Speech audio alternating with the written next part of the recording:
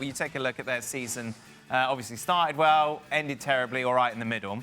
Let me ask you this, Mr. Julien Laurent. If Luis Suarez was still a Barcelona player, would they be top of the table? I knew that was coming. I mean, no one can answer that question. Of course, you could say yes. And had he, as we said on Friday night or last night, those 20 goals that Luis Suarez scored so far in La Liga are the goals that are missing for Barcelona to be top of the table. They had no one who could be able to score this amount of goals alongside Leo Messi. Not Griezmann, not Dembele, not Braithwaite. They tried different formations, different systems, different ideas. But those goals are clearly missing right now. It's not Luis Suarez's fault. It might not be the club's fault. You can let him go, but you have to replace him with someone who will have the similar impact. And they didn't do that in the summer. Maybe they thought Griezmann could be the man to do that with some help of others. It didn't happen, and clearly those goals are missing right now, and that's also why they're third and not first like Luis Suarez and Atletico Madrid. Jules, whose choice was it? Koeman on the board? I think it was both. I don't think Ronald Koeman fancied Luis Suarez from the beginning anyway, because I believe that if you Ronald Koeman and you arrive at Barcelona with the status that was yours at the time, you are still a club legend as a player, you can come in and say, listen, I know there's financial problems, I know Luis Suarez is getting old and he was injured and this and that, but he has to stay because he's a key part of what I want to put in place. That's not what Ronald Koeman once said and two wanted. And then the board said, hey, great, you don't want him, that's good, it's good for us. Let's get rid of him because we need to find some money somewhere. So I think he suited them both, and it was a big mistake from both Koeman and the board, Bartomeu and everybody else, because as we saw, even if Luis Suarez was on the way down, and clearly he is, he's not the player that he used to be 3-4 years ago, he could still have played a big part in the season for Barcelona. Ali, quickly on this, what do you think? Well, I think not only you look at the goals, and it's important. Of course, there is a big gap there. But more importantly, in my mind, when I look at Barcelona over the last month, what they lack is soul, energy, intensity. And you know, at the very least, you may not be getting the goals for Luis Suarez that you expect from him, but at the very least, you're going to have a guy out there that cares, that shows that he cares consistently, that he's going to be giving you his very best every time he's on the field. You cannot say that about every player that was on the field today for Barcelona. You cannot say that for every player that was on the field for Barcelona over the last month. Some yes, some no. But this team overall lacks soul, lacks energy, lacks intensity, lacks care. You see it from Atletico Madrid, you have not seen it from Barcelona. Gab is crawling through his camera. What's going on, Gab? No, look, it's a great narrative, but the reality is, as Jules said, they had to move him on because they simply couldn't afford to keep him. And I think the single biggest discriminant, in addition to the fact that Koeman is not as good a manager as El Cholo Simeone or indeed as Zinedine Zidane, single biggest discriminant is Ansu Fati missing basically the whole season, as well as the other injuries they had.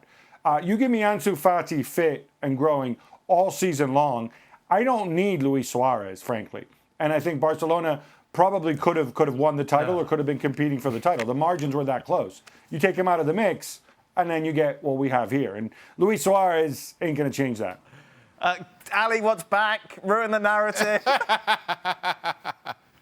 Well, here's the thing. Ansu Fati is not the difference between Barcelona not being able to beat Granada at home or not being able to hang on against Levante when they're winning 2-0. He's not the difference there.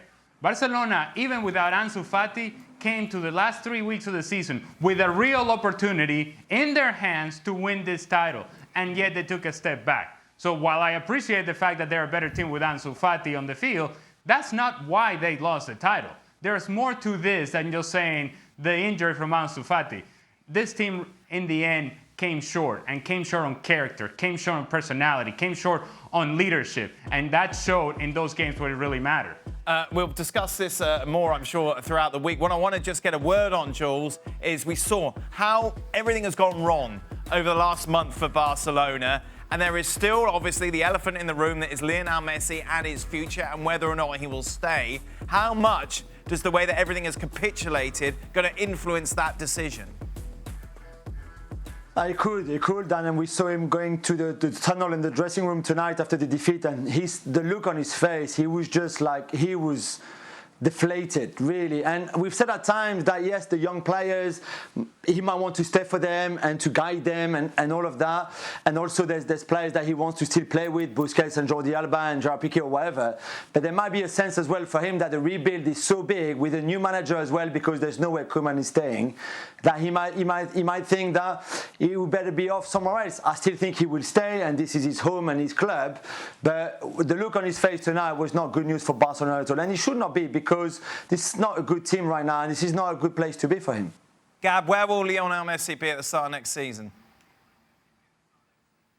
I'm with Jules. I think he's going to stay at Barcelona. I think it would be madness if he didn't. I think Laporta is going to go to him and say, what do you want? You're going to have to take a pay cut, but help me choose the next manager. You can have a hand in that if you want to have it.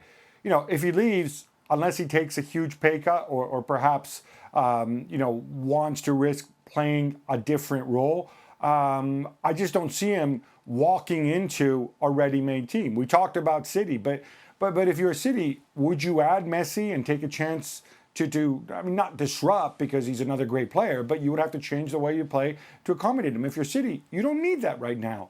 Would you go to Paris Saint-Germain? It's a nice story, Neymar and Mbappe, but they can't afford you unless you decide to play for peanuts, or they sell Mbappe, and if they sell Mbappe, you're back to square one.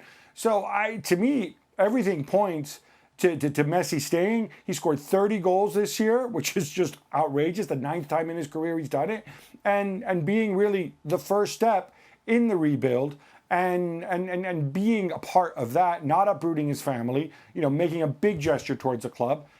I think that's what he's going to end up doing in the end, unless it's a complete lifestyle choice and, either he retires or something like that. But I don't think he's ready to retire, nor should he be. Well, thank you very much for watching ESPN on YouTube. For more sports highlights and analysis, be sure to download the ESPN app. And for live streaming, premium content, and let's not forget as well, ESPN FC 7 days a week. Subscribe to ESPN+.